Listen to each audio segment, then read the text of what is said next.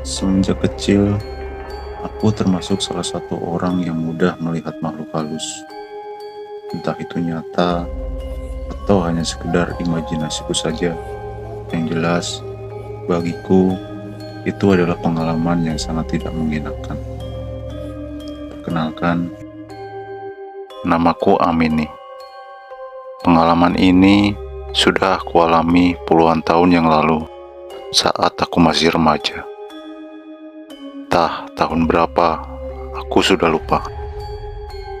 Yang masih sangat aku ingat saat ini hanyalah sebuah nama yang sangat sulit aku lupakan.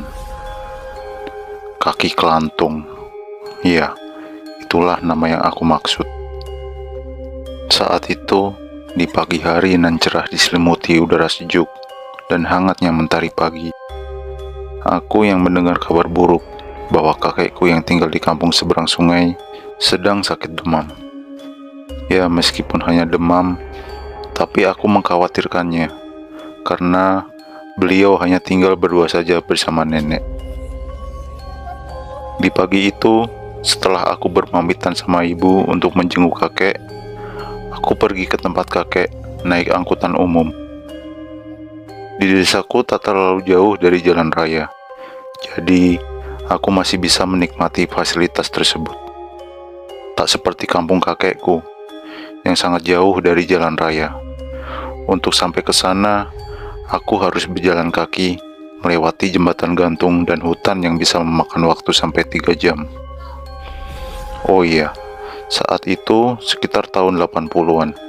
Jadi, walaupun aku masih remaja, aku masih suka mengenakan selendang yang aku selampirkan. Aku gubetkan, atau apalah itu namanya. Yang jelas, selendang untuk menutupi kepalaku. Setelah turun dari angkutan umum, tak jauh dari jalan raya, saatnya aku melewati sebuah jembatan gantung. Jembatan yang terbuat dari bambu, bertalikan tambang dari sabut kelapa. Terlihat sungai nan panjang dan luas dari atas sana. Orang yang sedang menjaring ikan, ibu-ibu sekeluarga yang sedang mandi di bibir sungai, dan seorang bocah yang sedang buang air besar tanpa menyadari bahwa ada sebuah keluarga yang sedang mandi di bawahnya. Sungguh situasi yang sangat lucu. Sesampainya di seberang, aku dihadapkan oleh hutan bambu yang memiliki jalan setapak untuk menuju kampung kakekku. Kulihat berdiri sebuah pohon nangka yang cukup besar di pinggir jalan, berbuah lebat dan besar-besar.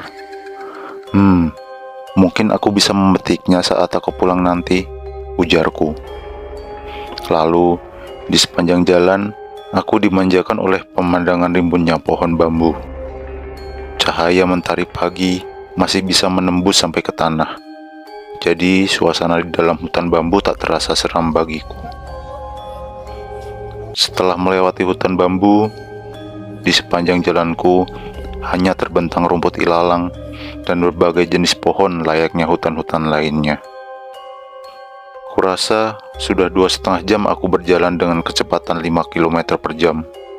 Jadi, kuperkirakan sudah 12 km jauhnya aku berjalan. Sebentar lagi aku pasti sampai.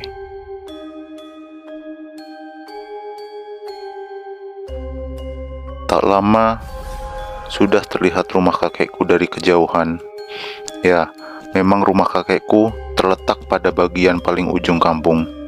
Jadi setelah melewati hutan, pasti rumah kakekku lah yang paling pertama dilihat orang. Sesampainya di sana, aku menjumpai nenek yang sedang menyapu halaman. Aku berlari ke arahnya. "Nenek!" Aku pun berlari dan memeluk nenekku. Nenekku pun menyambut pelukanku. "Kamu sendirian?" tanya nenekku. "Iya, Nek, aku sendirian." "Kakek mana?" tanyaku. "Itu di dalam lagi ngudut dia, habis sembuh dari demam," jawab nenekku. "Oh, kakek sudah sembuh. Syukurlah kalau begitu. Ini, Nek, aku bawain empal gentong kesukaan kakek buatan ibu." Lalu, kami pun masuk ke dalam rumah. Di sana, aku bercerita, bersenda gurau bersama kakek dan nenek. Tak terasa hari sudah mulai sore. Aku pun berpamitan pulang. Sebenarnya, nenek melarangku pulang di sore itu. Beliau memintaku untuk menginap saja, karena hari sudah mulai gelap.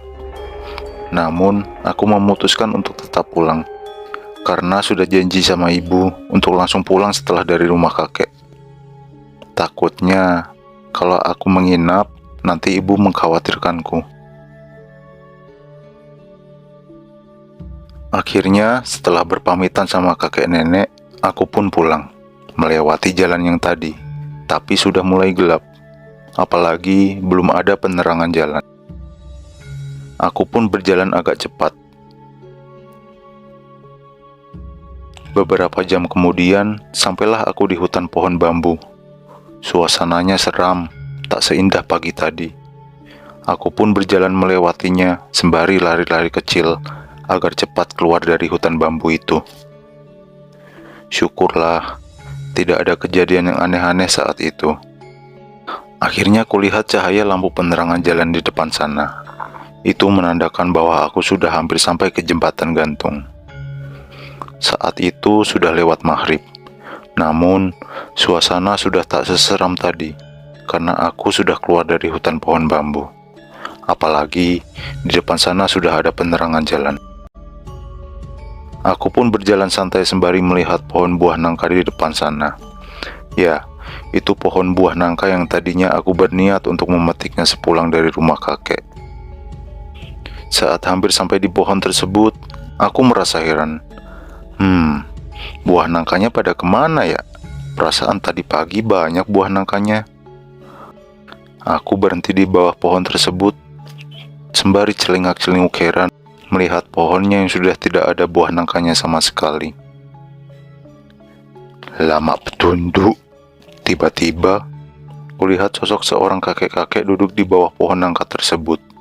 Badannya tinggi, besar, memakai sarung, dan menghisap rokok lintingan sebesar buah pisang. Sontak, aku pun kaget dan berteriak, "Ah, Mbah, ngagetin saya aja."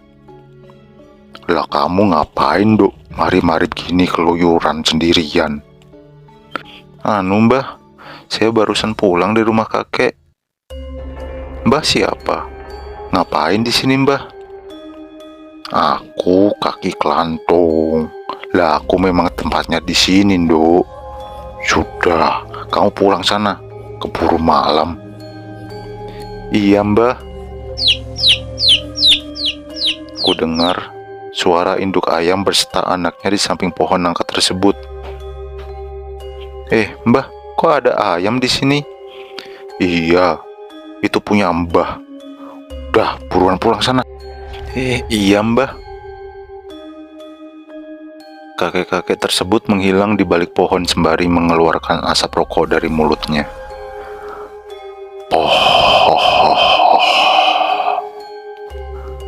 Entah apa yang merasukiku, rasa nakal dalam pikiranku. Melihat kakek tersebut sudah tidak ada, aku menangkap ayam-ayam tersebut. Anak ayam 3 ekor beserta induknya. Aku bungkus menggunakan selendangku. Wah, lumayan nih, bisa aku pelihara di rumah ayam-ayam ini. Lalu, aku bergegas pergi menuju jembatan gantung. Saat akan sampai jembatan, tiba-tiba ayam-ayam yang ada di selendangku memberontak ingin keluar. Aku pun menahannya. Namun, kurasakan berontakan ayam-ayam itu sangatlah kuat hingga mereka terlepas dari tanganku. Betapa terkejutnya aku saat mereka keluar dari selendangku. Ternyata bukanlah ayam-ayam yang aku tangkap tadi, melainkan 4 buah kepala manusia yang tertawa terbahak-bahak pergi menjauh dariku, menggelinding ke arah jembatan dan menyebur ke sungai. Aku pun berlari meninggalkan selendangku menuju arah jembatan untuk menyeberanginya. Tiba-tiba terdengar suara tertawa dari arah belakangku.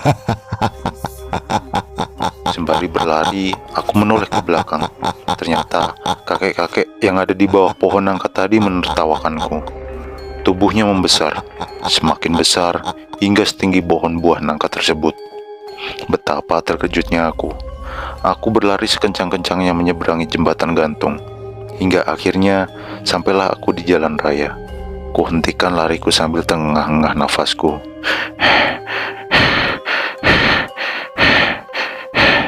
Tiba-tiba ada yang memegang pundakku. "Dok."